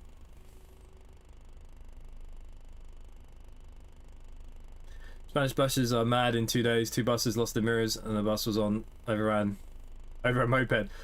Actually, I was in, I remember I was training with National Express at the time, and I remember I was route training with this Indian fella. Nice guy and everything. We went up to Cambridge, but his driving all the way up was bad. Like, I've never criticized another driver's driving in this way. Like, in my own mind, I just thought, what the is this guy doing? Like, and anyways, we got back into Heathrow, so we've done the whole shift. We've gone to Cambridge, we've come back, and when you get down to Heathrow, there's a billion roundabouts, and you have to go between the terminals before you go to the main coach station. And it was absolutely pissing with rain. And there's this guy on a bike, I can see him in front of the bus, and he went to overtake the first time. I thought, oh god, and he pulled back, and I was like, thank god for that. And I could just see he was getting right up the cyclist's ass, and I thought, he's gonna literally kill this guy. I'm pretty sure. And the next thing, where there's the tube station there, I can't remember what it's called. Is it Hatfield? Anyways, it's the tube station up there between the roundabouts. And the bike had one, you know, those stupid racing bikes that have wheels the size of a penny. Like, and he went in a gutter and he just flipped off the bike. But he was driving so close to him, the guy ended up under the bus. And I've never been so embarrassed in my life when the ambulance and the police came and were given statements. I went back and I told the trainer, hello, I need a mechanic, me engine's broke. You know what I guess in that? Finish it in a second.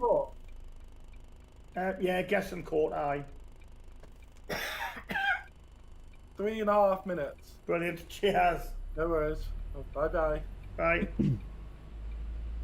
And yeah, I went back and I told the trainer, I said, Jesus Christ, I don't know how this guy has a job here. And that's the desperation of bus drivers.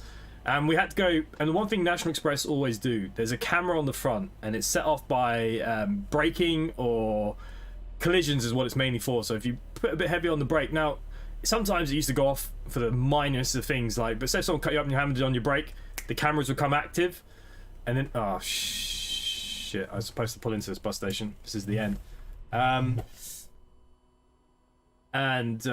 What they make you do, and it's not a bad thing, is no matter what, you get pulled into the training office within a couple of days, and the guy talks to you, and you watch what happens, and you know, you talk about it in a way like, is there something I could have done better? What kind of happened, especially if there has been damage. And we watched the camera, and I just, the guy never got a warning or nothing. Like, he nearly killed this poor guy. The bike was completely mangled under the wheels, and the guy, I remember because I brought his bike back in the bus. I put it under the bus for him when he went in the ambulance, and he came back a couple of days, and I was in the depot, and he'd broken all his shoulder and everything, and his elbow, and he was literally inches away from the wheel of the bus. Like, that was probably the worst, nearly.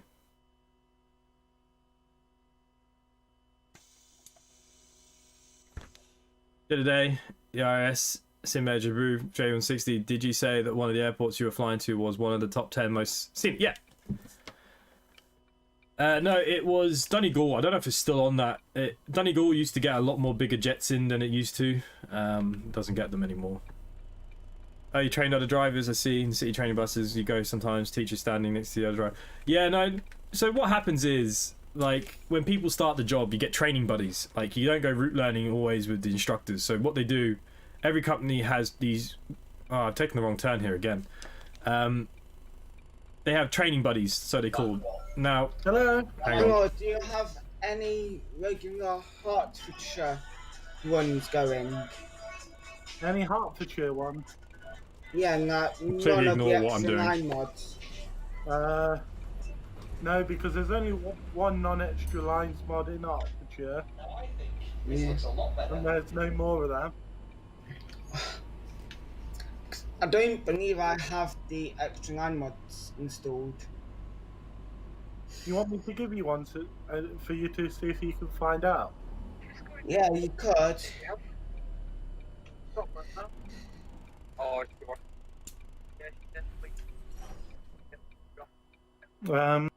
Okay, I'm just going to turn them on silent for a minute so I can finish my story. Oh, no, I've clicked off the screen. So yeah, what they used to do, we had drivers called training buddies, and when you ever had somebody route learning on your bus, especially on the coaches, you used to get paid like an extra £1 per hour. It just takes the load off, because route learning, like National Express, I had, what, 15 routes to learn? Not as bad as actually here. When I joined Bus Air in here, we had 24 routes we had to learn, because every driver has to be able to do city and cross country. You get, at the beginning, you get trained on everything. And yeah, so you take people out. So this guy was taking me out. Like, the worst one I did, when I took somebody out with me, I actually, you know what, it was Cambridge again on National Express. We had this new driver taking to Cambridge, got all the way back, great day out. I used to love the Cambridge run. It was such an easy run. Off the M25 before rush hour, home before 5 o'clock. And if any of you have ever been to the coach station at Heathrow, it's not built for triaxles. It was not actually even built for the size of buses, normal size of coaches. It's very small. And if you look at the back wall, so if you ever go to Heathrow, any of you ever go to Heathrow and you go to the coach station, look at the back wall. There's a huge pad the whole length of the bus station, because the buses don't fit. Now, my bay was taken by some random bus company that shouldn't be in my spot. So I got directed into the first bay, and there was another bus, and there was a triaxle next to me, and I said, I can't park here. And the guy, and he's from National Express, he said, no, get your ass in here now. And I said, all right. So I pulled in. Fine, just about squeezed in, got the passengers off, unloaded. Yeah. And literally 2 seconds later, I have to reverse out. Now, I said to the guy, oh, look, you know, I'm not going to get out here. And he was supposed to watch my back. Now, most buses have reverse sensors, and they go beep, beep, beep, beep, beep when you hit the wall. I was reversing out, and you can't see anything. And because of the triaxle, you're concentrating quite a lot, because you have to give yourself a different angle to get out, because of the back end tail's too long. and I hit the back wall, and the buses are made of plastic, and the whole back end lights just fell out of the bus, out of the back. I was like, oh, fucking hell. And I was so embarrassed. But anyways, got back to the coach station, and the manager was not happy. He was like, oh, I've got no bus now for the Gatwick service, all weekend. But he was like, he did me a deal. He's like, if you come to Gatwick with me now in the car, pick up the spare coach and bring it back from Gatwick, I won't say another word about this. So I went all the way to bloody Gatwick to pick up a friggin' bus.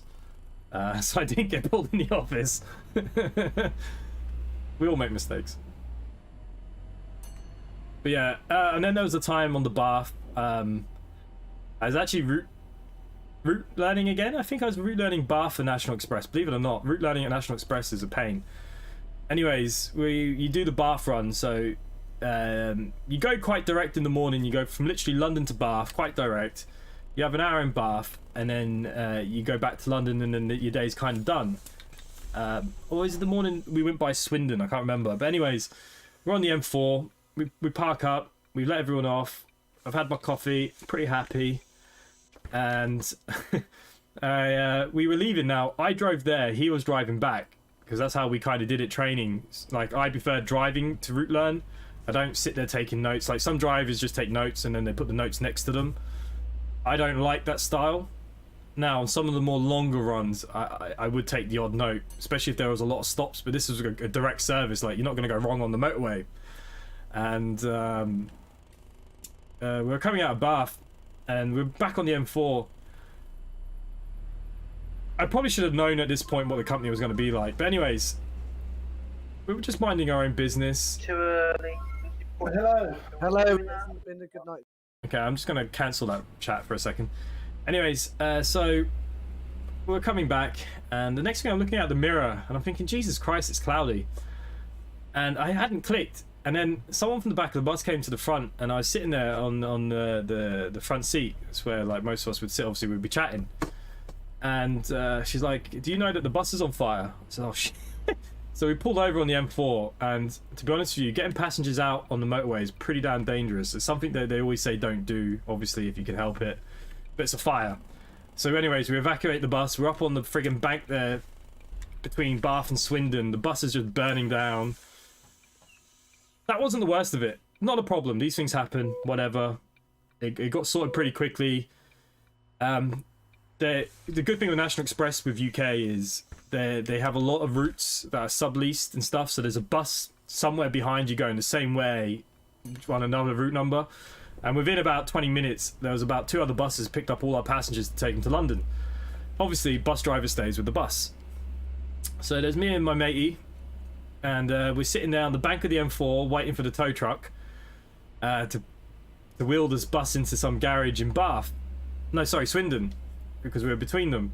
Me and him, we waited nearly 3 hours for this tow truck on the side of the bloody road. And then we get there and we call the company. Oh no, driver has to stay with the bus in case you can bring it back. And it's in the garage. And they're like, well, it's not going to get back on the road. And they were like, oh, you're going to have to stay in hotels tonight. I was like, what? Obviously, they sorted it all out. But luckily, there was a bus service from Swindon. We managed to get the garage to take us to this bus in Swindon. There was a National Express that was going back to London, thank God. But that used to be the worst thing about National Express. If your bus broke down, you had to stay with the bus. And the buses used to break down a lot. Like, these buses would run 24 hours a day. So, like, it's like anything running all that time. Like, they're all done over 1 million miles. And, you know, sometimes you'd be in Cambridge, and people, like, the Cambridge run was important for Luton Airport. It was, Cambridge used to be a big changeover point for a lot of buses coming from the north heading to Heathrow or Luton. So the bus was always busy for Luton Airport or Heathrow. When you break down there, it's pretty bad because people get pretty antsy that they're not going to get to their flight, obviously. But yeah, you know, amount of times I sit spending on the side of the road waiting for the mechanic. Now, sometimes they might get you running and you might be able to get back, obviously, but it used to be such a pain. Most Limerick thing ever, they said they were making the buses better here, and all they did was take the 30 out of the routes from the 304, become 4, and new app. Well, yeah, you got all the Galway's single deckers as well, all the ones that we scrapped for the new 400 MMCs. Limerick got all the shit from Galway. You got all the old Gen 3s and well, even the new ones. They gave Limerick everything. I think Limerick, they're not as bad as Sligo. The Sligo depot was the worst for getting the hand-me-downs.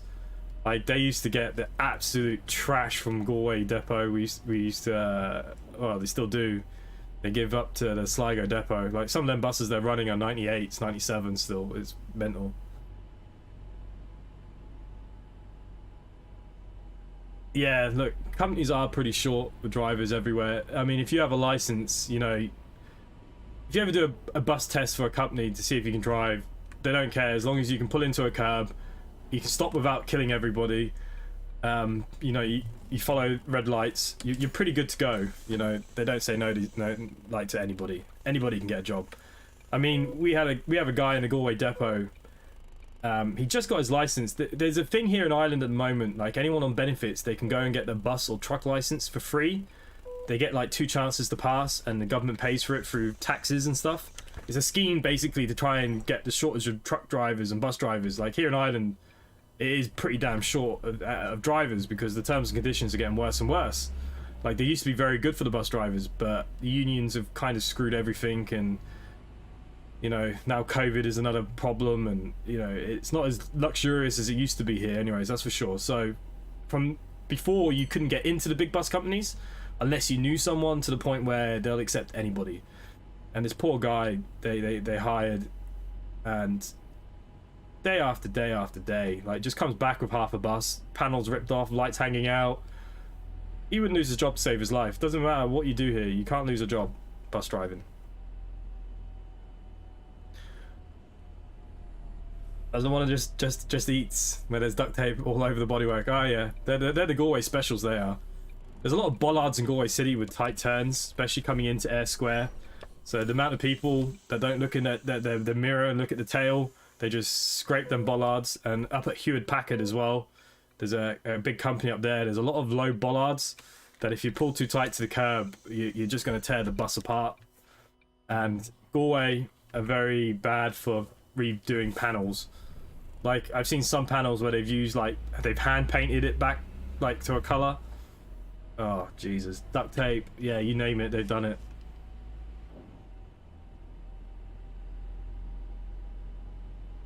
Oh, it's the trainer buses it now.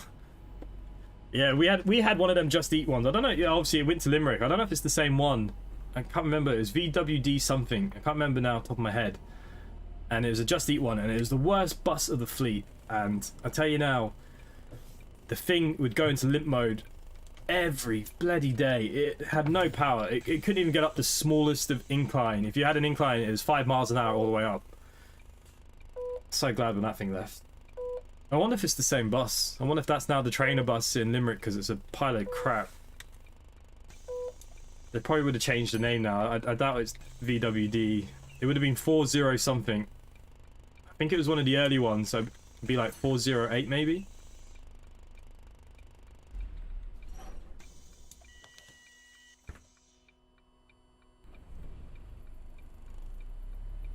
Liverpool man, yeah, I am playing with wheel and pedals. Normally you can see the top of the wheel, but my camera's moved, so it now doesn't. Are you going for a drive, Omsi, now? No worries, we're done now, so last stop. Yeah, play with wheel and pedals. It's the only way. I mean, you can keyboard drive this game, but yeah, it's not pretty. Man, we've been talking so much, I'm really late.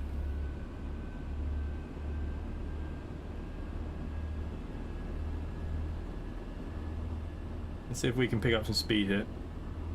Sorry people, bus late. Be one behind me.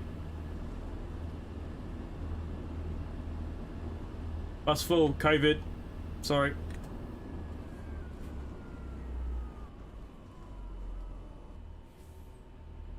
So funny, they destroyed the paint so that they put the Just Eat stickers. Yeah, well that's what they did. That's what they do to a lot of the bus. There was another one. Is that the double decker or the single decker you're on? Because we had 2 Just Eats. There was the double decker, which is VWD, which was a pile of shit. But we also had another Just Eat one. It was an orange Just Eat, and it was only done because the bodywork was so bad. That's what they do. They're so lazy here. They smash the bodywork up instead of fixing the panels. They just get the advertisement agency to literally coat the bus. So when you see those buses that have like that complete design of like Pepsi and stuff, they're usually the ones that have the worst damage on.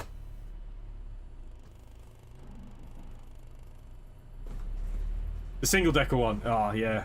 I was talking about the double decker with the power. There was a double decker one. The single decker, that used to fly, that thing. The limiter was broken on it. So you know, on dual carriageways, we used to be able to get like 100 out of the thing.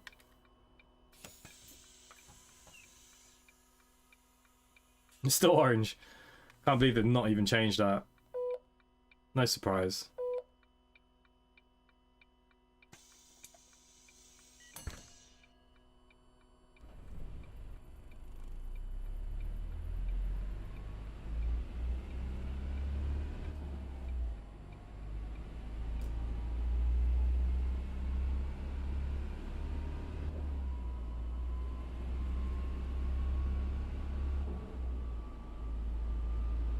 Well, I told you, Imran, it wasn't that long ago. I was doing them Leeds runs as well, and I remember my first time pulling into Leeds bus station, and you know, huge triaxle in this little coach station. I'm so glad they've renovated it since I've been there, but like that used to be the most horrible place to get into.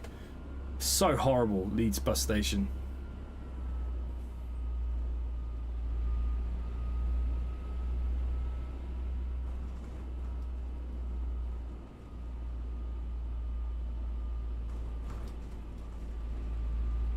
Yeah, there used to be a lot of damage for buses up there. I remember my first time pulled in, I said, Jesus Christ. I said, there's no way I'm going to get around the corners. And the guy was like, no, you can, just. It's pretty scary.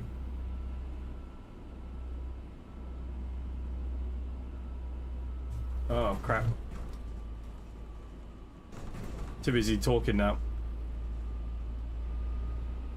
But yeah, it's, that was another bad... But again, see, a lot of these stations were built in mind, you know, before population got busy, and you know, they weren't built for these big coaches. They just weren't. But they expect the drivers to go in there and not do anything. Like, it's never going to happen.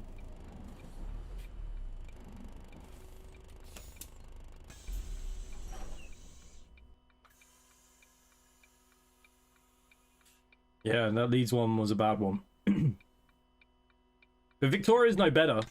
Coming in and out of Victoria onto that main road sometimes is an absolute killer as well.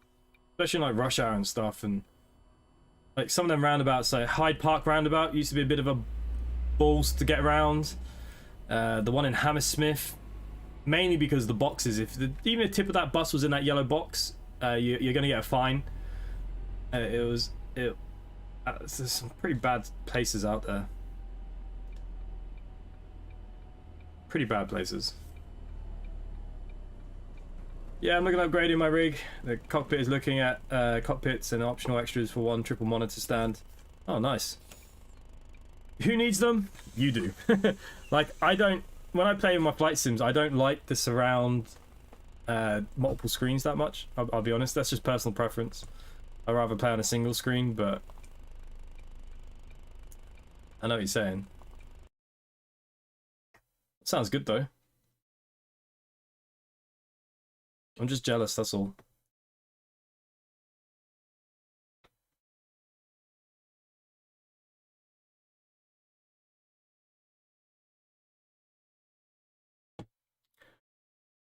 Alrighty guys, well we're done for the evening. That last one went a bit longer than it was meant to. But hopefully you enjoyed that. It was nice to get back into a bit of Omsi. Like I said, I took a bit of a break, like I said at the beginning. There's a bit of drama and stuff that I just wasn't interested in, and it just put me off playing a bit. So look, we're back. We'll continue on. Will there be an event next Friday? I like to think so. We'll see how we go, see what people want to do. If not, we'll just drive normal Omsi maybe. We'll be back Sunday. It's going to be a toss between a couple of games, but we will be back Sunday. We'll do something good. We'll be flying on Monday. And then for the rest of the week, I haven't got a Scooby-Doo, so we'll work it out as we go. Bigger triple stand. Oh god. You have that ultra widescreen thing though, don't you? That's nice. I like that one ultra long. Are you the one that played Emergency Call 112? I am the one. And it's actually funny, I was looking at that game the other day saying, geez, I haven't played that in a while. because they actually brought a DLC out that I'd never even realised. Normally Aerosoft email me, but there was the volunteer firefighters. So I'm going to make some videos on that very, very soon. I was like I said, I was looking at it the other day thinking, oh yeah, I haven't done that in a while. I don't know if many people have it to do multiplayer, possibly. But look, thank you to everyone that's been there in the chat this evening. You've all been great. Hopefully I'll see you on Sunday. But yeah, other than that, see you later.